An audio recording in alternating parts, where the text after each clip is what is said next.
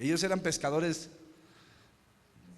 de peces y los hizo pescadores de hombres. Y luego tú y yo sabemos la historia. Dice la Biblia que el Señor Jesús fue a la casa de Pedro. Estaba la suegra enferma, le sanó, y multitudes llegaron a ese lugar para ser sanados. El punto es que al otro día temprano el Señor Jesús se levantó a orar, y sucede que es entonces que él empieza a orar ahí, y llega Pedro y le dice: Señor, ya se amontonó la multitud en mi casa. Y el Señor le dice: vámonos, Pedro, es necesario que predique en otros lugares. Y ahí entonces se le empieza a hacer la ronchita, como dicen acá en México, ¿verdad? Y la gente le empieza a seguir. Y sucede que se convierte aquello en una multitud de personas. Una multitud de personas. Pero fíjate cómo el Señor Jesús escogió primero a cuatro personas que Él les había dicho que iban a ser pescadores de hombre, que se convirtieron en las personas que de alguna u otra manera fueron sus estacas, fueron sus pilares. Fueron las personas en las cuales iba a empezar a delegar responsabilidad para empezar a atender la obra tan grande, porque el mismo Señor Jesús se dio cuenta que Él no podía.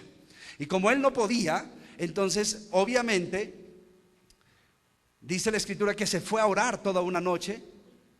Pero yo quiero que tú medites, por favor, esto medítalo, y sobre todo los pastores. Él no podía. El pastor de los pastores no podía atender a la iglesia. El Señor Jesús conocía su limitación como hombre, como persona, aún siendo lleno del poder del Espíritu Santo. Lo que Él entendía claramente es que no podía atender, no podía pastorear. Y Él dijo que la necesidad de la iglesia es pastoreo. Di conmigo: pastoreo. Por eso tú y yo tenemos que agarrar la onda cuando Dios habla de que Él va a levantar el tabernáculo de David. David era un pastor, amén. Y David aprendió a pastorear, y eso es lo que tú y yo necesitamos aprender ahora, a pastorear, a ser pastoreables y a pastorear a otros. Y esto es algo que incluye, porque Dios tiene una iglesia y la iglesia es su cuerpo, y todo su cuerpo funciona. Di conmigo: todos funcionamos. Dile al que está a tu lado: tú funcionas dentro del cuerpo. Ahora, amados, es aquí donde los pastores tenemos que agarrar la onda, que todos deben de funcionar, porque si no tenemos una visión que incluya a todos y que todos estén funcionando, no solo el domingo, porque no se trata de tener un culto el domingo, no se trata de eso. No se trata de tener solamente más personas en un domingo. No se trata de un pastor, el trabajo solamente orar y tener un mensaje para el domingo sin saber hacia dónde va, y todo el resto de la semana no saber ni qué hacer. Y sobre todo cuando en las mañanas todo el mundo se va a trabajar, el pastor se queda ahí en casa. ¿Y qué hace? Ouch. Se va a decir ouch, o ay de mí. Entonces cada uno de nosotros tenemos que entender que hay algo más que hacer, y que hay algo importante. Ahorita lo decía perfectamente el pastor Saúl, ¿verdad? Él hablaba, el obispo Saúl, él nos estaba comentando que obviamente él tenía, todos tenemos familia, trabajo, tantas cosas que tenemos dentro de la vida cotidiana. Pero el punto es que el Señor Jesús consideró todo esto, porque lo que Él vino a enseñarnos fue un estilo de vida, y un estilo de vida conforme a Dios. Porque yo quiero decirte algo. La Biblia nos dice en Hebreos, y si quieren lo leemos. En Hebreos dice algo tremendo la Biblia, en el capítulo 1. Hebreos capítulo 1. Hebreos capítulo 1 nos dice, en el versículo 1 dice: Dios, habiendo hablado muchas veces y de muchas maneras en otro tiempo a los padres por los profetas, en estos postreros días nos ha hablado. ¿Por quién? Por el Hijo, a quien constituyó heredero de todo, y por quien asimismo hizo el universo, el cual, siendo el resplandor de su gloria y la imagen misma de su sustancia, y quien sustenta todas las cosas con la palabra de su poder, habiendo efectuado la purificación de nuestros pecados por medio de sí mismo, se sentó a la diestra de la majestad en las alturas, hecho tanto superior a los ángeles, cuanto heredó más excelente nombre que ellos. Entonces yo quiero que medites en esto. Estamos hablando de Jesús en la tierra, y estamos hablando que Jesús no hizo su voluntad, sino que el Padre mismo poseyó a Jesucristo, vino su presencia sobre Él, y Dios mismo pudo ser Dios en la tierra gracias a que Jesús rindió toda su vida a Él.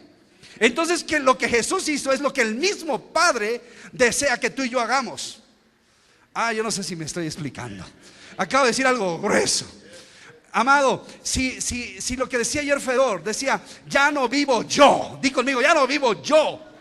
Cristo vive en mí. Y lo que vivo en la carne, lo vivo en la fe del Hijo de Dios. La fe del Hijo de Dios fue establecer a 12 hombres para arrancar su obra y empezar a cuidar a otras personas de tal manera que los involucró. Obviamente les enseñó los principios que hemos recibido aquí en este lugar. Saúl nos entregó una predicación a los que estuvimos, ¿verdad? El obispo Saúl, de qué clase de personas debe ser el círculo íntimo. Personas que están contigo, personas que son fieles, personas que han sido probadas, personas que han sido llenas del Espíritu Santo.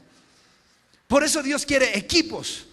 Pero hasta que nosotros como pastores entendamos esta parte de formar ese equipo de 12, de tal manera que llevemos todos al estándar de vida de Jesús, al estilo de vida de Jesús, porque si no, no lo lograremos.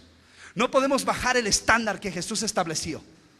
Y si el mismo Señor Jesús habló de que si Él se iba al Padre y que Él iba a rogar a Dios para que enviara su Espíritu, para que tú y yo hiciéramos cosas mayores que las que Él hizo. Él dejó un estándar, dijo, van a hacer las mismas cosas que yo hice. Dile al que está a tu lado, vamos a hacer las mismas cosas que Él hizo. Yo espero que me estén agarrando aquí la onda.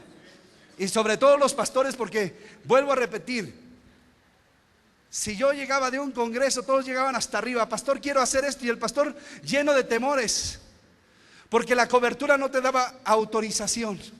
Y la otra cobertura no te daba autorización. Y no te dan autorización. Y entonces, ¿para qué el congreso? Que los dejábamos prendidos y llenos del Espíritu Santo. Y después, no puedes hacer esto, no puedes hacer esto. No, quién sabe, no, tranquilo. Y todos amenazados. Yo creo que todos deberíamos de ser sinceros, ¿verdad? Yo prefiero hacerme un lado y que los que tienen visión la lleven a cabo. No sé si me estoy explicando. Pero es increíble que estemos matando el avivamiento que nosotros queremos provocar por temores. Conozco pastores que no dejan a nadie hacer nada.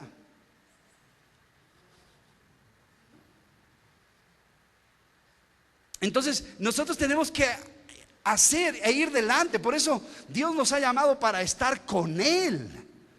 Él llamó a los discípulos para estar con Él, para instruirlos, para enviarlos y para pedirle cuentas.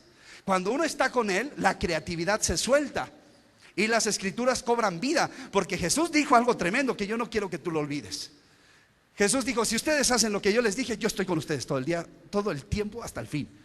Y créanme, hermanos, una cosa es que tú sepas y seas consciente de que eres templo y que Dios va a estar contigo, a que Dios se manifieste a cada instante cuando está contigo. Es bien diferente una reunión donde se predica la palabra a otra reunión donde Dios está contento y Él está ahí manifestado. Amén. Por gracia Dios manifiesta muchas cosas y vemos milagros, sanidades en la iglesia. Y muchas veces aún, ahora hablo los pastores, pensamos que estamos bien, pero no es así. Es la misericordia de Dios para con la iglesia. Pero nosotros tenemos que entender y captar que Dios quiere, así como lo hizo con Jesús, que se metió en Jesús y dijo, ahora yo voy a ser aquí el rey. Ahora se va a hacer mi voluntad. El Padre estaba realizado. Yo quiero que nada más te imagines, ¿verdad? Yo sé que Dios no es desesperado, pero te aseguro que por abrazarte a ti estaba desesperado.